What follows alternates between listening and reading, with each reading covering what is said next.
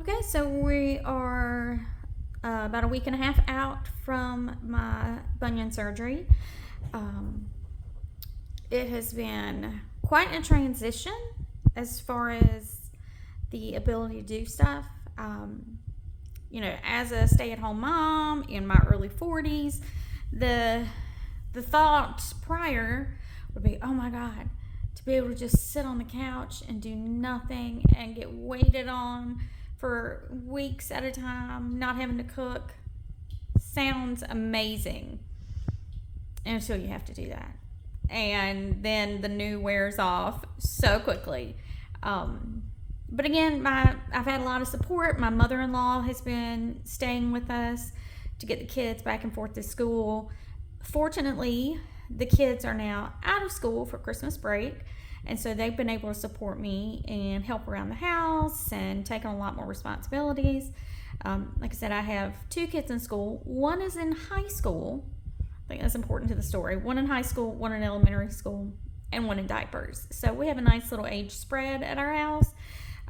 But my high school student has been great. I told her before I even had surgery that she was really going to have to step up to the plate, that Santa Claus was watching, not to worry, but she would have to step up to the plate. We do have a 2-story house, and all the bedrooms are upstairs, which is clearly problematic.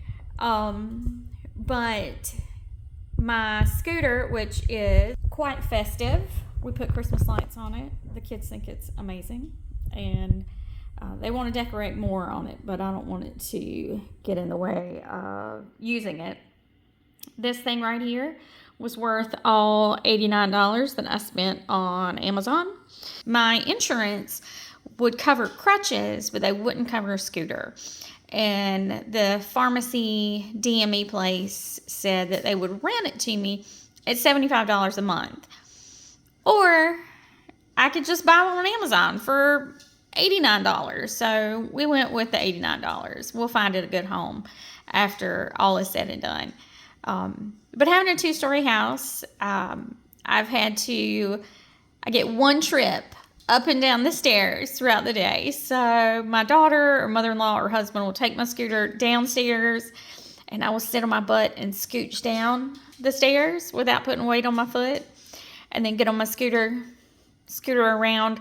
And then in the evening or after supper, once I'm done doing my downstairs stuff for the day, roll it to the bottom of the stairs. Somebody totes it upstairs. I scooch my butt back up the stairs, and I'm on restriction until the next day. I'm off pain meds, pretty much. My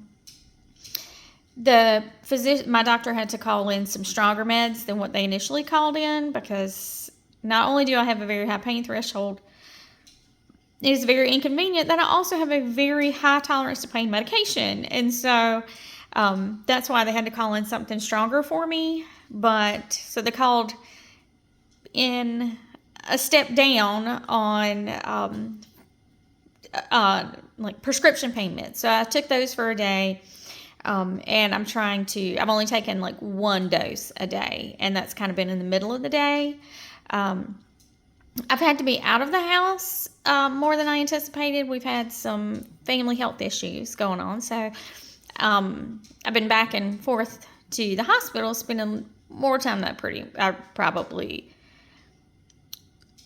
is probably ideal for right after surgery. I don't have any regrets about going to the hospital, because that's where I need to be. However, I can definitely tell that being out and not even really being up, because I haven't really been, of course, I haven't been walking on it, but not having it stacked on pillows for, hours at the time. I can tell that my foot is swollen because I can feel it's very tight in my stitches.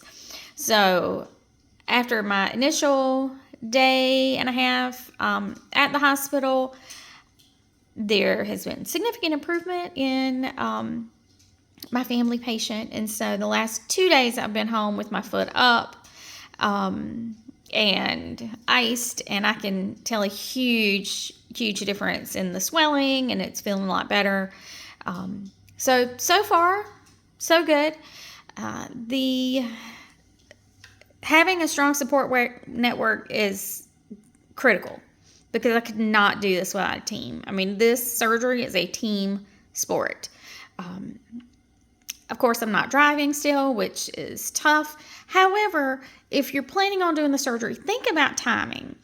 I had my surgery 2 weeks before Christmas, and everyone thought, oh my gosh, what a terrible time to have surgery with all of the Christmas doing kind of stuff, going to family house, family events and activities. My kids right now are not in the house. They're out with my husband and mother-in-law seeing Santa Claus. So I'm missing things, which sucks.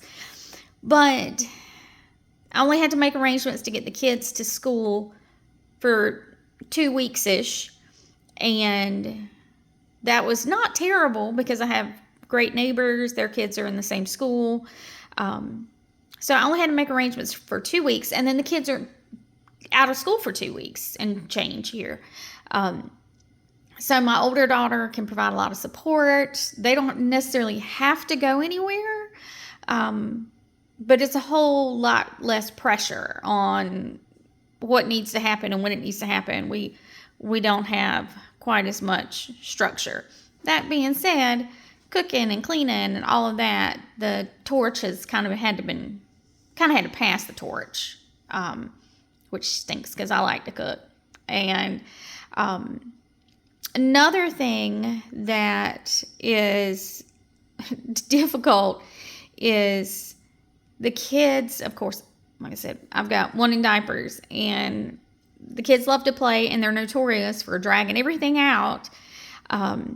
So holding the kids extra accountable for picking their crap up, muy importante, because I have had to kick little dinosaurs and Matchbox cars across the house so that I don't fall on them. So really having to hold the kids' feet to the fire on that has been a pain in the butt. Mama, you're nagging us. Well, get your crap up. It's in my way. So I've got my stitches coming out next week. And so I'm really excited about that. One of the things that is a huge deal is bathing. Until I've got the surgical shoe on. My doctor didn't put me in a full-on boot. So, of course, they give you a sleeve to put on over your foot so that it stays dry. But you have to take the shoe off because it won't fit around the shoe. So, took the shoe off for my first shower because I've been taking a little bird bath in the sink. Take the shoe off, put the thing on it. Of course, you can't put any pressure down on your foot, but my shower has a little seat in it, built in the size of the shower. But it's not huge, but enough to sit down. Well, sat down. I have the shower head that comes off, and you can, do the showering. But because I couldn't bear any weight on my foot, it was a huge pain in the ass. Oh my gosh. By the time I got out of the shower, I was pouring sweat. I was sleepy, pretty much. It was exhausting. And so, until I can get my stitches out and really get it wet, I'm sticking with bird baths. I felt so much cleaner taking a bird bath than pouring sweat out of the shower. Is ridiculous. But that's been fine too, because you're not going anywhere. You're not getting, nasty, dirty, or sweaty. So bird bath is fine. I'm so ready to wash my hair because I haven't pulled back. And I've been using dry shampoo. And like I said, it's not really dirty, but I just want to get in there and scratch it. So I'm looking forward to get those stitches out so I can really get down and get a good scrub on. So that's kind of been the way things have gone. I did have a little, I won't even say a fall, but just kind of a episode where I ended up almost getting dumped off my scooter, but my best friend was standing beside me, so she grabbed me. But I ended up putting a little bit more pressure on my foot. But again, no pops, no nothing. And, so, it was fine. Extra ice. But the anxiety, do everything you can not to put any weight on it if that's what your doctor recommends, because it's scary because it hurts. I mean, don't let the hype of whatever commercial of surgeries say that, oh, you'll be back on your feet. That may be the case, but don't let that be the expectation, because I cannot imagine being up on my feet walking out of the operating room. I don't believe it. Do not believe it. So other than that, everything's going well. I'm ready, of course, to be able to do whatever I want to, but think long game. It's inconvenient in the short run.